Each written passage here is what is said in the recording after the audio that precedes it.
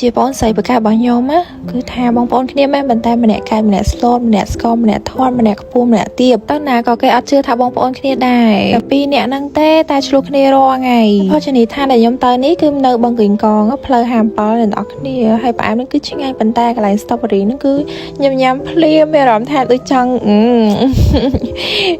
គ្នាមើលមុខទៅគឺដឹងហើយថាការៈបែបនេះនេះឃើញខ្ញុំស្គមអញ្ចឹងតែខ្ញុំប្រកែញ៉ាំជាងបងប្អូនខ្ញុំទៀតហើយខ្ញុំញ៉ាំលឿនញ៉ាំច្រើនខ្លាំងហ្មងខ្ញុំគឺ slow ជាងបងប្អូនខ្ញុំឆ្ងាយតែម្ដងខុសគ្នាឆ្ងាយប៉ុន្តែខ្ញុំចូលចិត្តស្លៀក sexy ខ្លាំងហ្មងឥឡូវអាយុខ្ញុំក៏រៀនច្រើនគួរសមដែរខ្ញុំក៏ជ្រើសរើសការថែរក្សាស្បែកនិងសុខភាពជាមួយនឹងចំហុយប៉េងប៉ោះ Crystal របស់ brand Kala Lily ដែលនាំចូលពីប្រទេសជប៉ុនហ្នឹងគឺមិនត្រឹមតែជួយដល់ស្បែកទេថែមទាំងជួយដល់សុខភាពទៀតផងអ្នកទាំងអស់គ្នាដោយសារតែមានជាមួយនឹង ingredient ល្អៗដូចជាផ្លែឈើ21មុខវីតាមីន C វីតាមីន Abotin ជួយទៅបំបត្តិស្នាមអុចរោយស្នាមអុចខ្មៅជួយធ្វើឲ្យស្បែកសភ្លឺរលោងចេញពីខាងក្នុងធ្វើឲ្យស្បែកមានសំណើមនិងក្មេងជាងវ័យពេញមួយតួខ្លួនតែម្ដងគ្នាញ៉ាំតែ5កញ្ចប់នឹងឃើញស្បែកសភ្លឺប្លែកតែម្ដងពេលដែលមានស្បែកស្អាតមួយតួខ្លួនអញ្ចឹងស្លៀកអីក៏ជឿជាក់ដែរ